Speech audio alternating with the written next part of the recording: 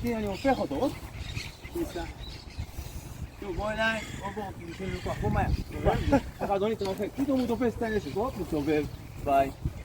איזה סלו מושן כדי שתראה מה עשיתי. אם אני עכשיו אנסה לעשות ככה, במכות, בינתיים מה קורה לאזרח? הוא נשאר במקום, אומר לי תורך? כן, בוא. יש מעבר. הופ. הופ. הופ. לדעת, אני לא אעשה את זה כמובן. שם יש פה נשק. שוב, התחלת, הוא מושך אותו, הופ.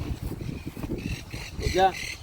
אתה יכול להוסיף בעיטה, אתה יכול להוסיף פה בעיטה. אני מעדיף את זה. יש לי כוח, אם אני אעשה כוח נגד כוח, לא, אבל אם אני אעשה את זה, כשראיתי אפשרות, שמתי את היד שלי על האגודה, לחצתי. ראיתם מה קרה ליד עכשיו? ראיתם מה קרה לה? אני אדבר איתי עם אוריאל, אני אכנס לפה. ואז אני אכנס את היד. פה. יאללה. בוא'נה, איזה כאבים זה. יופי. אני בא, אני אומר לה, קודם כל